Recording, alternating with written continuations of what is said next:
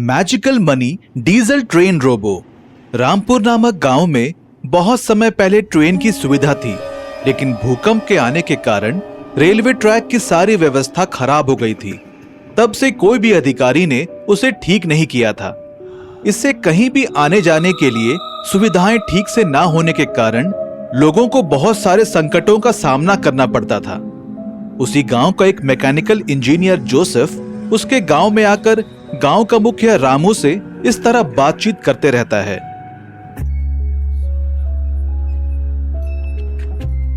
रामू जी, क्यों ना पुराने रेलवे ट्रैक की मरम्मत की जाए ताकि फिर से ट्रेन का चलना शुरू कर सकते हैं। हाँ बेटा, यही बात बहुत बार अधिकारियों से कहा था, लेकिन वो इसका समाधान नहीं कर रहे हैं। इस कारण लोगों को बहुत मुसीबतें उठानी पड़ रही हैं। तुम तो बहुत बड़े इंजीनियर हो ना, इस समस्या का समाधान करने के लिए कुछ मार्ग बताओ।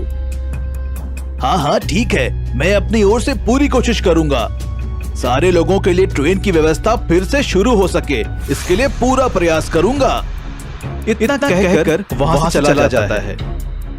एक दिन सरकार एक डीजल ट्रेन की नीलामी कर रही थी। यह बात जानकर जोसेफ ब्याज पर पैसे उधार लेने वाले व्यापारी राम जी के पास जाता है। राम जी, मुझे पैसों की जरूरत है। हमारे गांव में फिर से ट्रेन चलाने का मौका मिला है। सरकार के द्वारा भेजी गई आने वाली डीजल ट्रेन को मैं खरीदना चाहता हूँ। मेरी मातृभूमि के लिए मुझसे जो सेवा हो सकेगा मैं करना चाहता हूँ और गांव वालों की मुसीबतों को दूर करना चाहता हूँ। अच्छा ठीक है, फिर सारा पैसा तुम कब वापस करोगे? बहुत जल्द वापस कर दूंगा। दया करके मुझे पैसे दे दो। अगर तुमने समय पर पैसे नहीं लौटाए तो वो ट्रेन मेरा हो जाएगा। अगर तुम्हें ये शर्त मंजूर हो तो बताओ, तभी मैं तुम्हें पैसे दूंगा। ठीक है, मुझे मंजूर है। फिर वहां पैसे लेकर चला जाता है।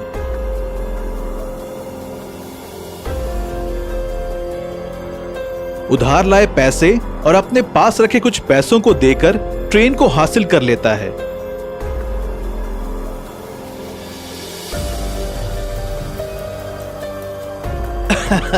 ये अद्भुत और ऐतिहासिक वाला डीजल ट्रेन अब मेरा है। इससे मेरे गांव से शहर तक चलाऊंगा, लोगों के कष्ट दूर करूंगा। सोचकर गांव में आकर रेलवे ट्रैक का मरम्मत करवाते रहता है। इतने में उसमें से रोबोट बाहर निकल कर आता है। उसे देखकर जोसेफ आश्चर्यचकित हो जाता है। फिर रोबोट इंजीनियर से कहता है, थैंक यू इंजीनियर सर। भूकंप के समय मैं यहाँ पर फंस गया था। मुझे बनाकर ले आ रहे इंजीनियर आशीष भी भूकंप के दौरान मारे गए। मैंने बाहर निकलने के लिए बहुत कोशिश की, लेकिन हो नहीं पाया। मुझे बचाने के लिए आपका जीवन भर आभारी रहूंगा। अच्छा ठीक है, अब हम दोनों मिलकर इस रेलवे ट्रैक का मरम्मत करेंगे। इस तरह जोसेफ रोबोट के साथ मिलकर रेलवे ट्रैक का बात करके फिर से नया जैसा बना देते हैं। फिर जोसेफ ट्रेन चलाना शुरू करता है। बहुत कम पैसे लेकर लोगों को इधर उधर ले जाते रहता है।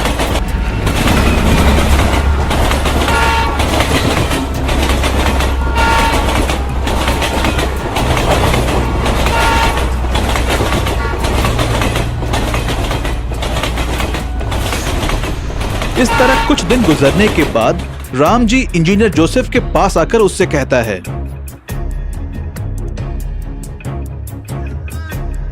इंजीनियर सर, अब तक आपने मेरा कर्जा नहीं चुकाया है। मेरा सारा कर्जा चुकाना होगा, वरना ये ट्रेन मेरा हो जाएगा। याद है ना, हमारे बीच यही बातचीत हुई थी। मुझे माफ कर दो राम जी, अभी मेरे हाथ में एक फूटी कौड़ी भी नहीं है। सारा पैसा मैंने इस ट्रेन के लिए खर्च कर दिया। टिकट के पैसे भी ज्यादा नहीं आ रहे हैं, लेकिन लोगों के कष्टों को दूर करके मुझे बहुत खुशी हुई है। ये सब बकवास मुझे मत सुनाओ, पहले मेरा कर्ज चुका दो, वरना ये ट्रेन लेकर चला जाऊंगा। बाद में जोसेफ चिंता करते हुए बैठा रहता है। इतने में रोबोट आकर कहता है, इंजीनियर सर, आप चिंता ना करें। आपकी तरह मेरे बॉस भी लोगों के हित में ही सोचा करते थे।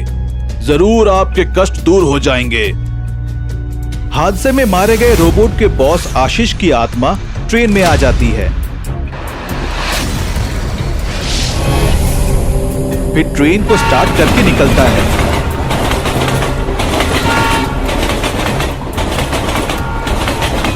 कुछ दूर जाने के बाद डीजल ट्रेन से पैसे निकलकर गिरते हैं, जिसे देखकर जोसेफ आश्चर्यचकित हो जाता है। अरे वाह, बहुत अद्भुत है। ट्रेन से पैसे निकलना बहुत ही आश्चर्यजनक है। मुझे सच में यकीन नहीं हो रहा है। इस तरह जोसेफ खुश होते रहता है। उन पैसों से राम जी का कर्जा चुका देता है। फिर बचे हुए पैसों से गांव वालों के लिए घर और पाठशाला बनवाता है और गांव का विकास करता है। इससे सभी लोग इंजीनियर का आदर सम्मान करते रहते हैं।